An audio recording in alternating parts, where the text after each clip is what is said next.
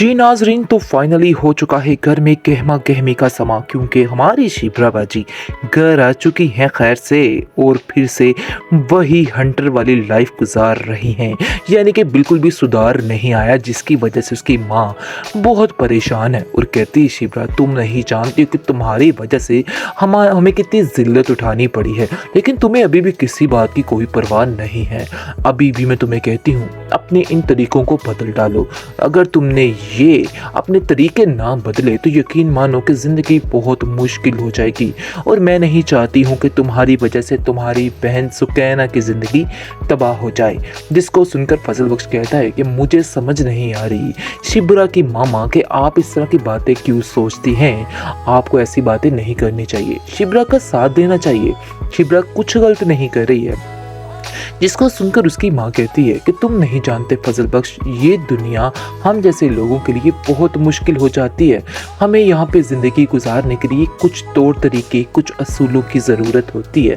शिब्रा कहती है, मैं यही असूल तो कायम करना चाहती हूँ। मैं आपको बताना चाहती हूँ कि हर वक्त एक जैसा नहीं रहता है। आप क्यों इस तरह की बातें सोचती हैं? फजल बख्श तुम ही समझाओ हमारी माँ को। हमारी माँ का तो दिमाग जो है चलता जा रहा है, यानी कि उन्हें तो बिल्कुल समझ नहीं आ रही, और खौफ के डर से, यानी खौफ से ये इतनी ऐसे हो गई हैं कि इनको समझ ही नहीं आ रही है कि सच का साथ देना ज़्यादा बेहतर है, ना कि झूठ को उभारना।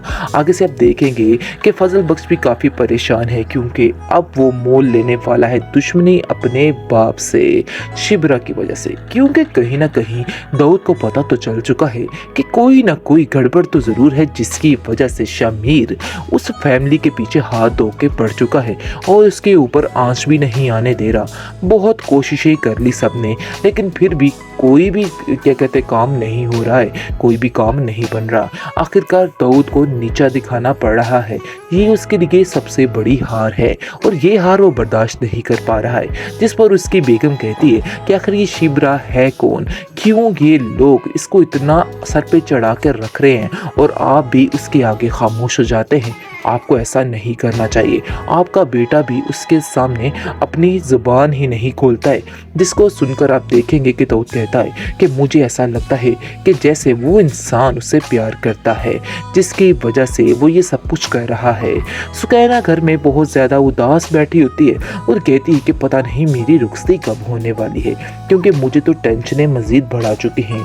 बहुत ज़्यादा फूफो जान भी परेशान है कि कहीं ऐसा ना हो कि हमसे रिश्ता जोड़ने के बाद उनकी ज़िंदगी में सुकून नामी कोई चीज़ ना रहे और आकर हर चीज़ उनकी तबाह हो जाए।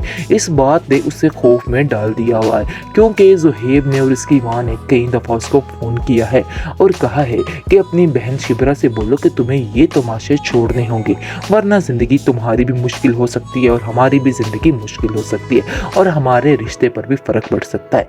लेकिन ये बात कहाँ समझने वाली है शिब्रा।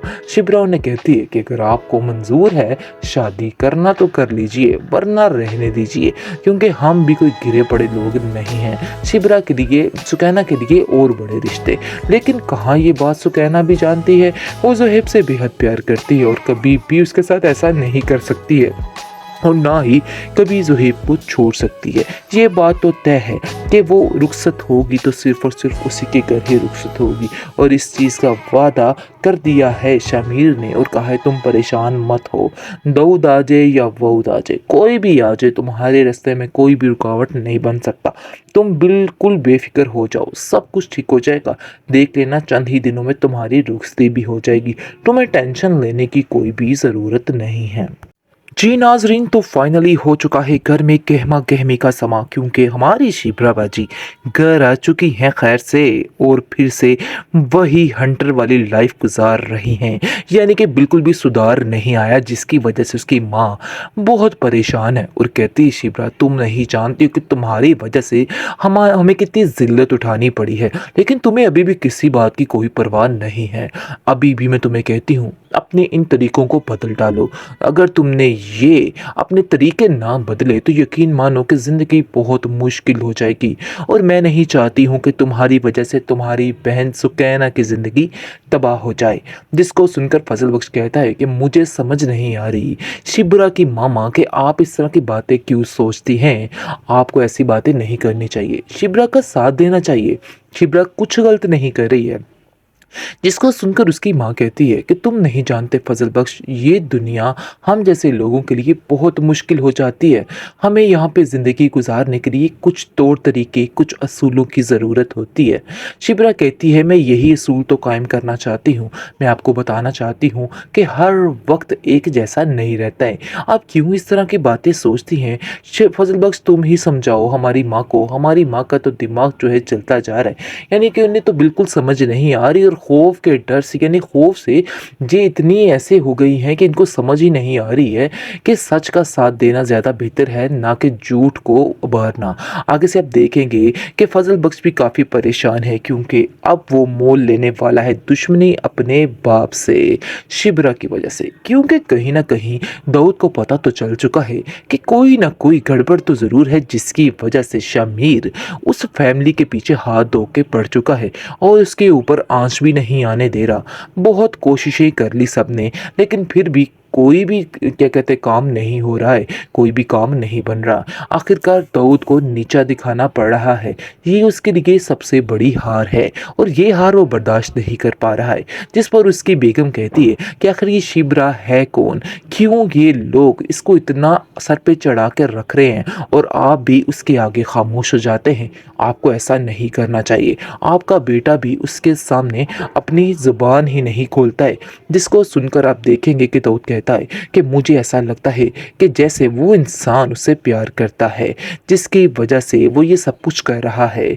सुकैना घर में बहुत ज़्यादा उदास बैठी होती है और कहती है कि पता नहीं मेरी रुखसती कब होने वाली है, क्योंकि मुझे तो टेंशनें मज़ीद बढ़ा चुकी हैं।